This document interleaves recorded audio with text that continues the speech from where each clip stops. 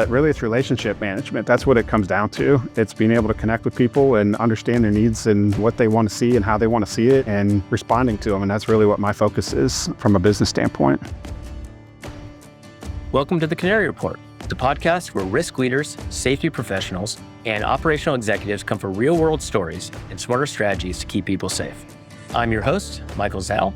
In each episode, I sit down with exceptional leaders who are transforming how risk and safety are managed. Whether you're a leader of a nationwide EH&S program in a high-risk industry, or you champion workplace safety across 200 retail locations, this podcast is for you. Let's get into it. Welcome to the Canary Report, the podcast where risk leaders, safety professionals, and operational executives come for real-world stories and smarter strategies to keep people safe. I'm your host, Michael Zhao. Thank you for joining me. I'm the founder and CEO of Yellowbird. Joining us today is Tom Garske. He's the president and CEO of Garske Consulting, LLC. He's got 2 decades of experience in construction and real estate and development. He focuses, or lives at least, in Ohio, and we'll get into his journey in a moment. He is very well versed in the challenges and complexities of construction and owner-builders and what they need to understand regarding safety. In his current role, he provides representation and construction consulting to very highly demanding projects. And in this episode, we're going to talk about the challenges that owners face, owner-builders face, how to address them efficiently, how Tom ensures safety is integrated into all phases of the construction and planning and execution cycle. We're going to talk about the role of the owner-builder and the culture of safety on site with subcontractors. And we're going to find out about his life's journey and his life and family and how he ended up being the man that he is. So with that, let's dive in. And I want to thank you, Tom, for joining me. Thank you. Glad to be here. So first, I want to ask you, we talked about it before when we were doing our pre-call. So tell me about your family and your life and how you ended up where you are, and from a physical perspective, and maybe some of your hobbies and interests. So I was born and raised in the Akron, Ohio area. That's where my family's from. My dad and 2 sisters still live up there. I was the only one that got away. I moved down to Columbus back in 2009. Ended up going to school at Ohio University. Got a civil engineering degree from OU. And then worked up in Cleveland for the first 13 years of my career. So stayed in that area and then made the move down to Columbus, like I said, in 2008. Had a young family at the time. I have 2 boys. They are 20 and about to be 18. So I have going to be a 3rd year at Purdue University. My older son, and my younger one is going to be a senior in high school. Oh, fantastic. Yeah. And, one of the reasons I love Columbus, it's a great place to live, raise a family, great market to be in from a business standpoint, but it's also, I'm a big outdoorsman. So, it's one of the things I really enjoy about Columbus is, you hear a lot of people talk about the fact that it's almost a southern city and a northern state. So very laid back, relaxed. You get a lot of, outdoor activities, people like hunting, fishing, camping, hiking, all that kind of stuff around here. So I enjoy being around that environment. It's a great place to be. That's fantastic. Are your sons, do you guys go camping as a family and so forth? Yep. They're maybe they're not as committed as I am to it. Being teenage boys, they have their own interests and stuff, but, I have a place in Southern Ohio. I got a cabin and some property in Southern Ohio that we go to and spend some time there camping and doing outdoor stuff. And then another place up in Michigan, a cottage in Michigan, where we go fishing, a couple times a year. We'll go up there, all of us together. So it's nice to be able to spend that kind of time with them. That's fantastic. I'm very envious of that. I don't have any of these vacation places, but I do have many family and friends and so forth that do. So it's always exciting for me. Yeah, it might be a better way to do it. You don't have the to worry about keeping up the places as much. You just go enjoy it. But yeah, I do like having those places to go. My wife and I just got back from upstate New York, where we were at a lake house, which her uncle and family owns. And we were having that conversation, and it's a lot of upkeep, particularly in the weather that you probably have these buildings and structures go through. We don't have that in Arizona, and I'm from California. We don't have that either, other than a fair amount of heat. As it certainly is not shoveling heat. It's just a really hot place to live at certain times. And then I go visit people like my new best friend Tom, where apparently I now have a hunting and fishing place to go There you to. So, go. A great, yeah, yeah. That so sounds good.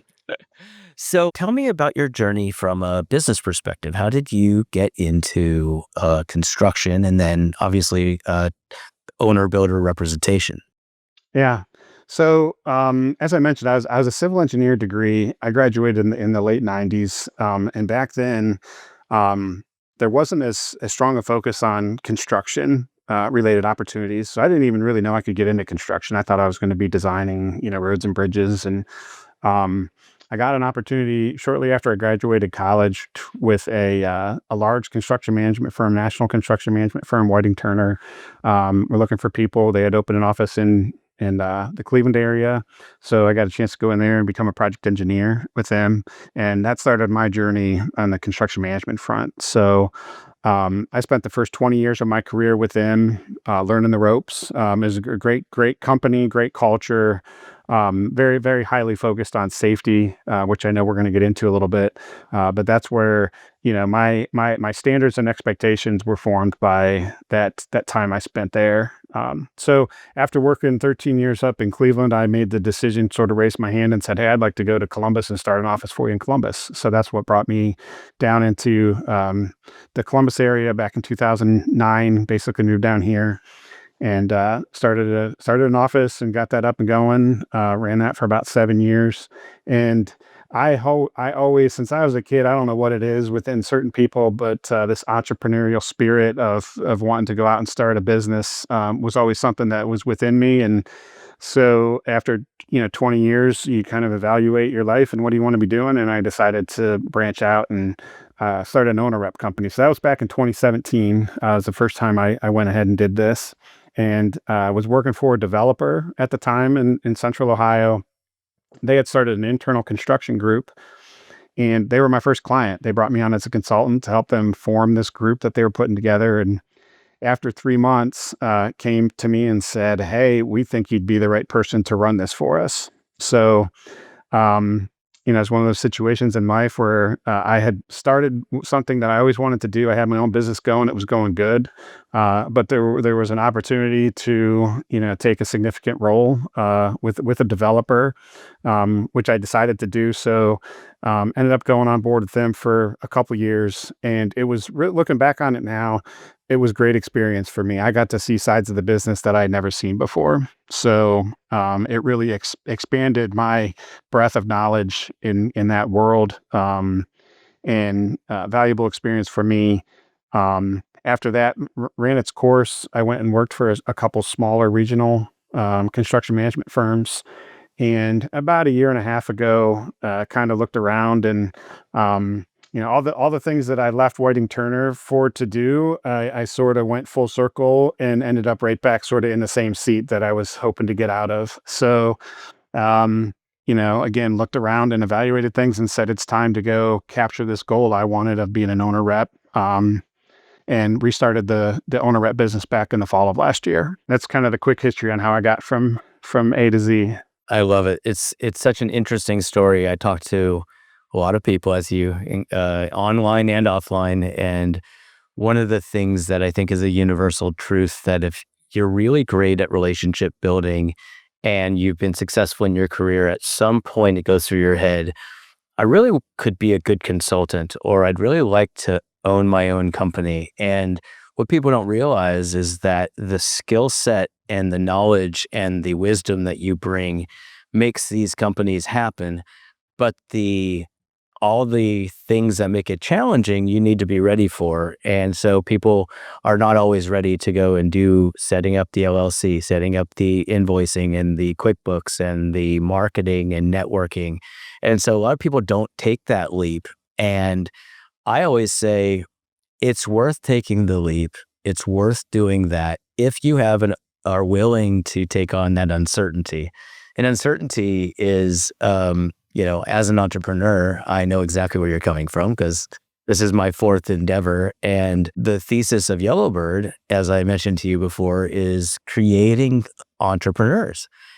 Somebody who is a safety manager or a safety leader or an on-site safety person that says, I could really be helpful to somebody else and make a few bucks on my off hours, or I could do this training, or I'm retired and I don't really want to go and create a business, but it would be good for me to do these things. But I think a lot of people have that entrepreneurial spirit, and our conservative society, and rightfully so, there's plenty of people who have not made it in entrepreneurial ventures, but it's worth it if you have the luxury to be able to do it. And I think you did a great thing. I always say this to Mike. So I have a son who's the same age as your son, 20, and then I have a daughter who's 16. And I always say to them, learn on somebody else's dime. Learn the best practices, the people who establish themselves. I mean, Whiting Turner, what a wonderful company. And they do so much and so many things great. You never could have learned all that made you successful on your own as quickly and as deeply. And so you actually were an entrepreneur, it sounds like. I'll open an office down there. I'll run this, I'll do that. So it sounds like you were always doing that. I think it's a great point. It made it a little bit easier for me to do it the second time, having done it the first time. But the point you make is valid when you look at yourself and what you can do. And that's one of the things I went back and did as I was evaluating whether or not I wanted to do this again.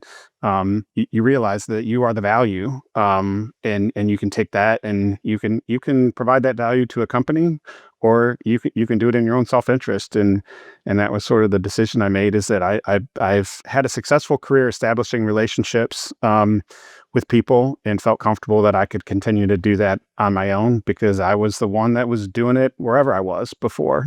So, it's interesting because I think a lot of what I do, it's construction field, and you call it construction management and owner rep, but really it's relationship management. That's what it comes down to. It's being able to connect with people and understand their needs and what they want to see and how they want to see it, and responding to them. And that's really what my focus is, from a business standpoint. So interesting, because the way that you're speaking about your role and the way that most consultants and professional services professionals look at their role, it's 80% relationship, 20% experience and knowledge, because at the end of the day, I actually look at it a little differently. The way I look at it is it's probably 50-50, but you're so reliant on those relationships and in the world that we live in that we overly index on those at times when you're like, you know what?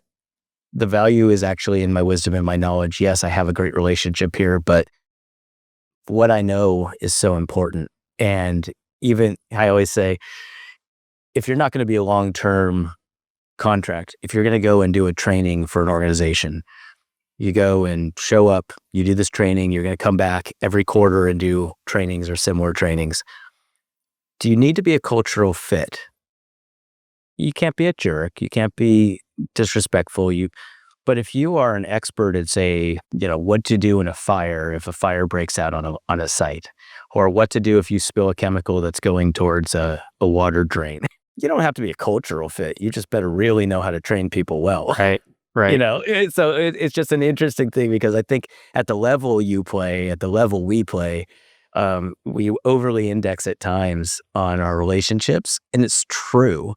But there's also so much knowledge that we bring as human beings with, you've got, pardon my French, you have all these, you've got 25 years of experience, it sounds like, before starting your own, or the combination of your two starts of your own, which also I agree. Doing it twice, this is my fourth time, and the second time it's not as scary.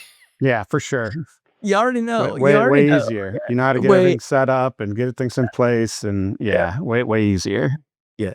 So from a safety perspective, you've got built, what kind of construction are you primarily focused on? And what are the big, things are huge risk factors on these types of projects. So first, from a developer and construction market perspective, is there a specific area that you really highly focus? Not really. I've dealt mostly in commercial construction, multifamily. I've done a lot in multifamily. It's a very hot market in Central Ohio.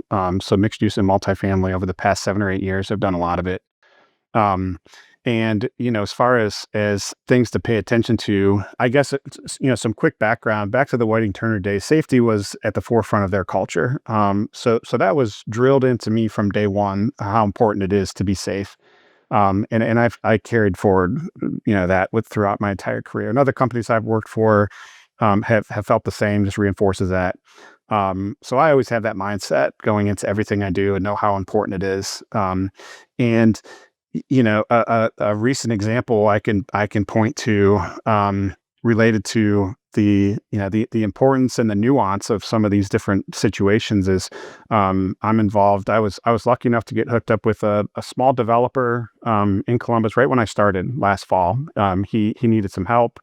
I was, had the experience and the resource that he didn't. It was a perfect fit. We have a great relationship. Blueprint Development is the name of the company. And Aaron McDaniel's the principal. He's been a great guy to work with. And he's doing small multifamily projects on the Near East side of Columbus. So it's a neighborhood he grew up in. Right now, we're doing a project that's an 18-unit apartment building. So it's fairly small scale. It's a wood frame structure. And from a safety standpoint, the thing that becomes interesting is that the subcontractors that you engage in that type of project are at a different level. You get a lot of smaller people. They haven't gone through the safety, education and training that some of these bigger subs have.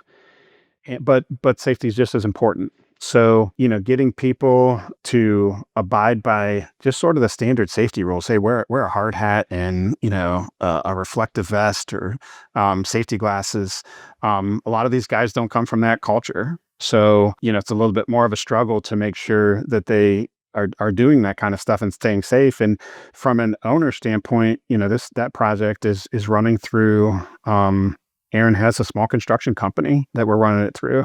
And I've had conversations with him since the beginning when we decided to do that about how important safety is to make sure that an incident doesn't happen that could take his small construction company and wipe it out.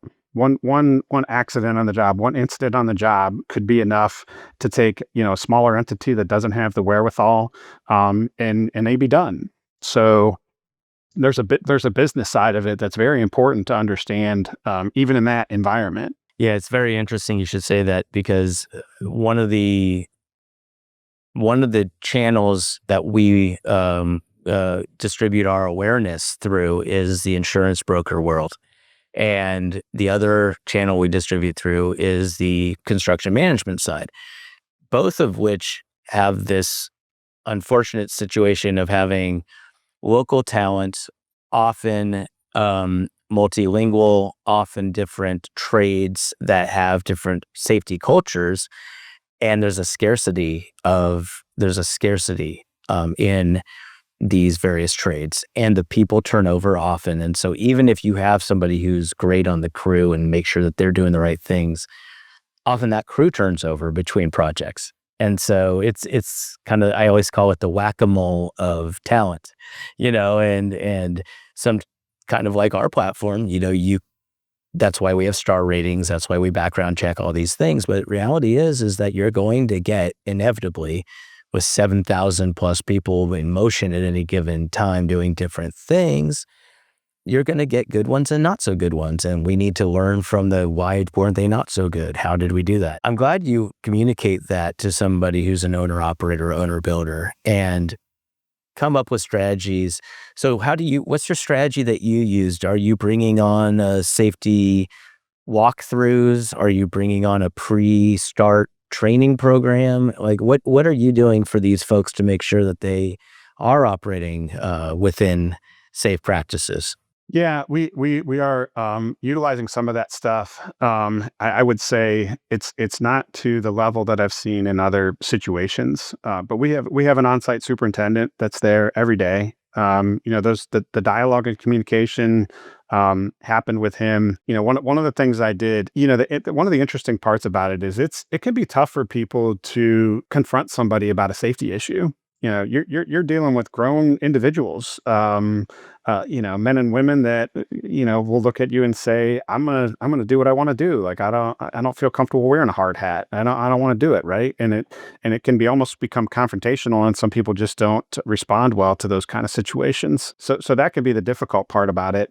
One of the first conversations we had, I'll relay a little story to you, which I think is very meaningful to me. I think has a lot of relevance in this conversation. So, when I was at Whiting Turner, I wasn't on the project, but we were doing a project. It was for Alcoa, and they were building a data center outside of Pittsburgh, and I knew the project manager really well and heard all the stories, but Alcoa was to the nth degree on safety, as much so as I'd ever seen a company be.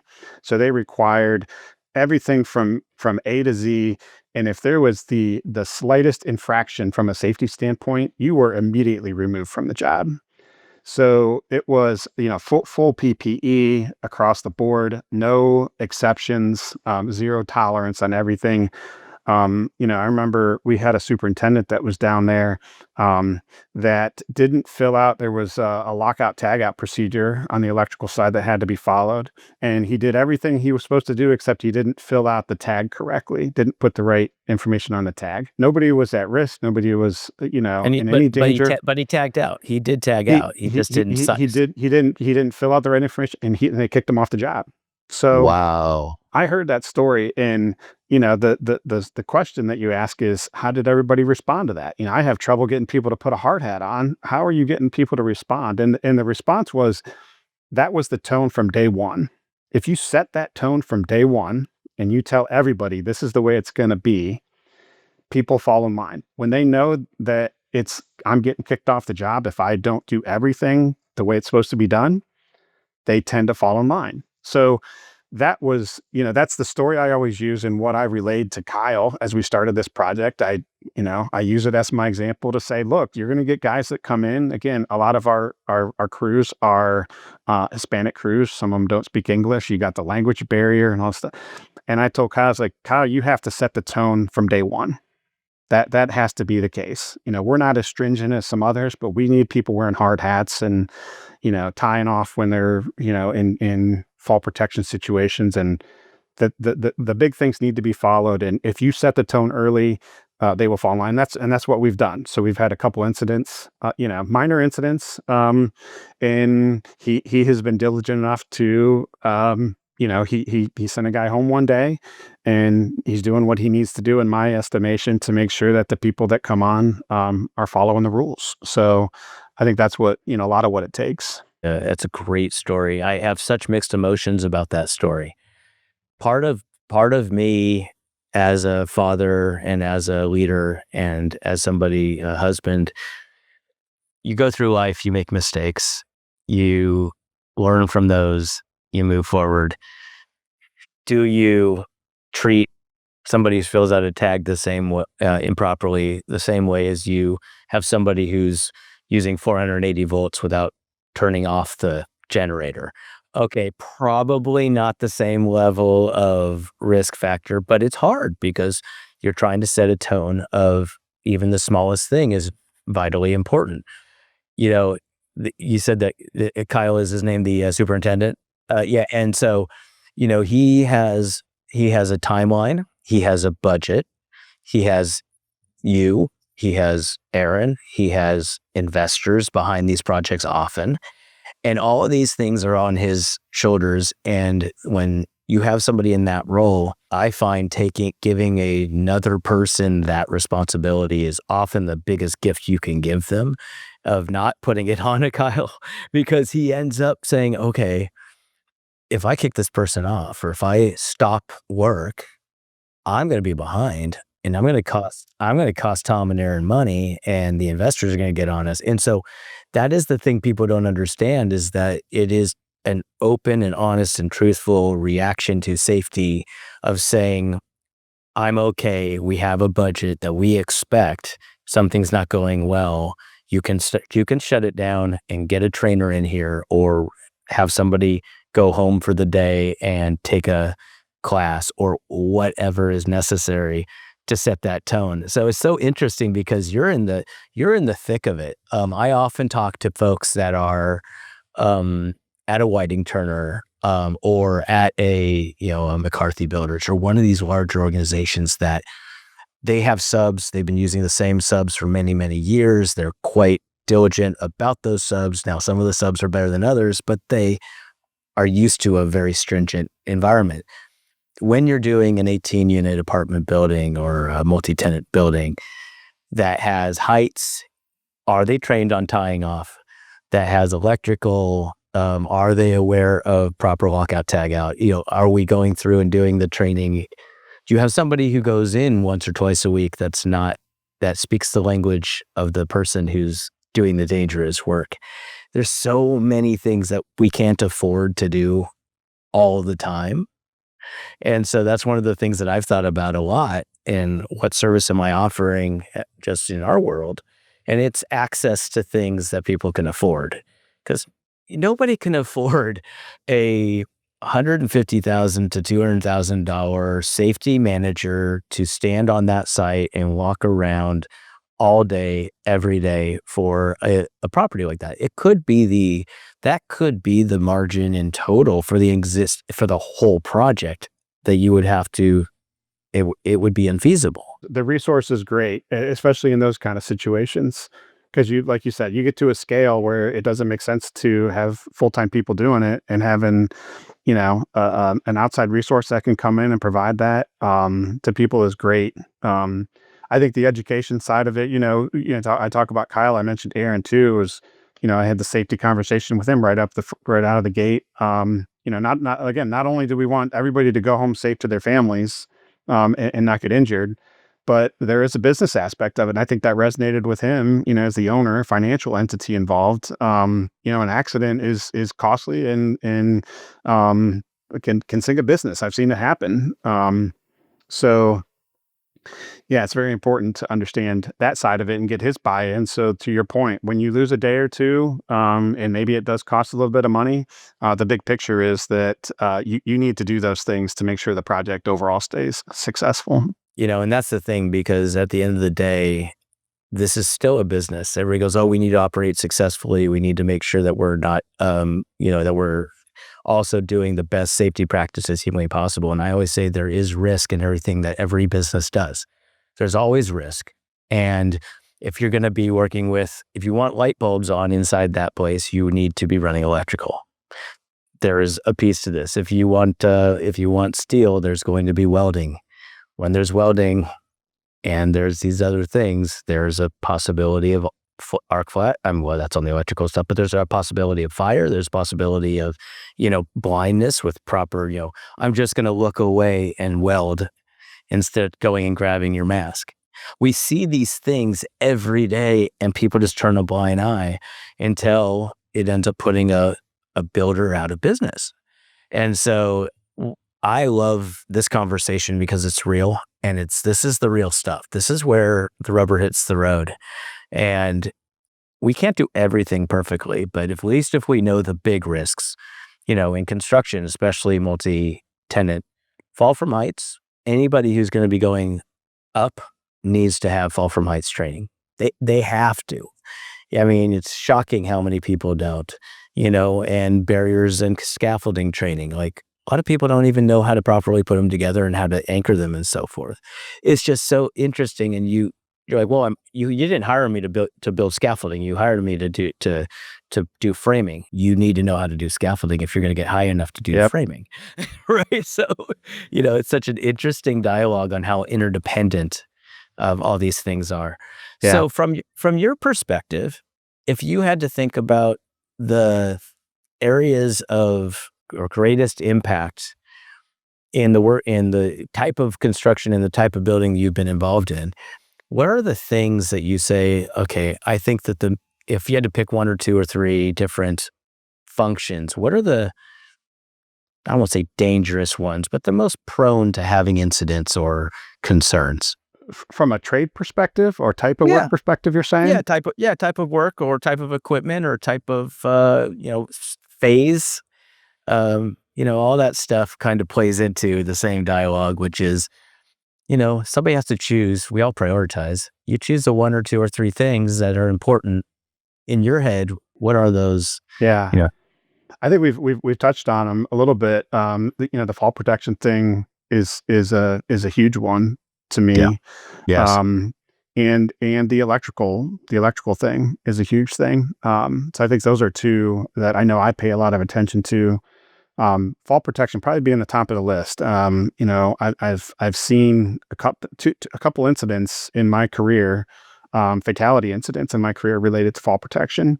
And as soon as you go through something like that, it changes your perspective, right? It's one of those things. It's not real until you go through it, and then it becomes a lot more real.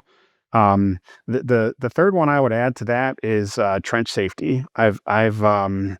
There's a lot related to trench safety, and it's another one of those things that mentality wise, I'm not sure where the thought process comes from, but how many guys I've seen jump into a hole that's 6 feet deep, that's earth formed, and it's starting to sprinkle out, and have no idea how quickly that situation can change, and how unprotected they are, is sort of amazing. So those are probably the top three things that I would say I pay attention to, as from a safety standpoint. That's very helpful. You're right. And I do know that too. And I was going to ask you on the incidents and accidents that you've seen around fall protection, were they not wearing it or were they wearing it improperly? I think in both instances I can recall, I don't think they weren't wearing it. I know one for sure was not. And I think the other one was a situation where they might have had fall protection, but they did not have, they had a safety line that was way longer than the fall they were going to take. So it's just improper use or understanding of, hey, I could fall 20 feet and I got a 30-foot line that's here to save me, and that didn't do anything for them. One of the things that I've been reading on statistics is both the improper training around fall protection. See, now people say, I know I need fall protection. And so they're buying, they're buying the gear, but they're not training people on how to use it. And so people are now blaming the manufacturers when it was actually proper use and proper training on how to. If you have a 30-foot line and 20-foot fall, that's not going to do anything for you, right? And the same thing around, are we checking boxes, or are we actually understanding the reason why these things are in place? It's the same thing with the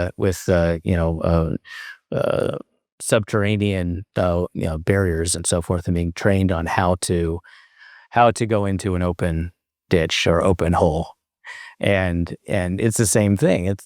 There's a reason for these things, and people have to understand it. But again, if you can have somebody come out once a week and do a training on different things for all of your crews, and you don't have travel and you don't have per diem and you have all of these things, you could spend a couple grand a week to make sure everybody's safe. It's a heck of a lot more palatable than having a 6-figure person on staff to kind of stuff. From the next phase of your career, so you've gone and started the business, you've got your clients, you focus primarily, I assume, in the region of where you live and where you operate, or are you going to other places? It's a good question. When I started, people would ask me that question, and the response at the time as I was getting the business going is I'll go anywhere once somebody wants to pay me to go, right?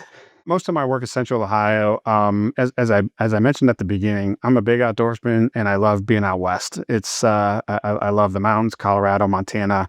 And as my kids transition into their full-time careers and independence, the ability to do work in other parts of the country, especially out west, is something that I would be happy to try and take advantage of. So I'm not stuck. And technology being what it is, makes it a lot easier to do that kind of stuff. So that's always been part of my dream for Yellowbird, is once we're 5.5, 6 years old, we've had a lot of success. We're very blessed, and we've been able to really identify where people's passions are and where they're really good versus where they're kind of hand waving a little bit. But the most important, the thing that I've always thought was a really fun anecdotal story is I know why you would want to go out west probably sometime around October and come back maybe around April. It's the same thing with us the other way around. It's like, oh, wouldn't it be great to be able to go and do a project that I was qualified to do, that I understood well, that was perfect for me, that paid for my mini vacation, essentially, where you go to Ohio and you go there in June and you work on a project until September, and you are the right person. You're qualified to do that. You understand the risks, all the other things, and you're like the on-site safety supervisor for the summer, and because it's a summer project. And now you're out of 115-degree weather and you're in beautiful Ohio, which right now is glorious, and it's great. I've always thought it was such a great, if you could tie in the geography challenges that every place has, super humid in some places, super windy and rainy in others, too hot, too snowy, but you could offset that. We haven't quite done that yet, but I agree with you. And then of course I also understand. I always say when I started Yellowbird, if my grandmother would have bought something from me, I would have sold it to her, and she had been passed away for 10 years. Right. I needed anybody to buy anything. That's the startup mentality. It's like, I just need some revenue. And then you get to a point where you're like, no, I want the right revenue. I want my business. I'm not selling toasters at Yellowbird just because I can make $1. That's not what we do. But early days, you need a toaster, I would have sold it as long as I could put it on the profit side and not on the expense side. So, well, thank you, Tom. This was fantastic. I am delighted to have had this conversation. I would recommend that everybody who's listening to this, please follow us, please like this, and get the other podcasts. I'm going to place Tom's information on the notes of this podcast. And Tom Garske, I appreciate you coming on with us. If I can ever be of service, please don't hesitate. And we'll talk to you soon. Thank you very much for having me. I enjoyed the conversation. Likewise, buddy. That's it for today's episode of the Canary Report. If this conversation helped you reframe how you think about risk and safety, please do me a favor. Hit subscribe, leave a review, and share it with somebody who needs to hear it. We're building a new category of safety and risk leadership, one that's faster and smarter. Leaders who aren't just empowered by tech, but whose wisdom is accelerated by it. To learn more about how Yellowbird's cutting-edge platform is empowering leaders to solve workplace safety and risk challenges faster, smarter, and at scale, visit goyellowbird.com. Don't forget to subscribe to our Spotify, Apple Podcasts, and Yellowbird pages to stay up to date. Until next time, lead with clarity, know first, and act fast.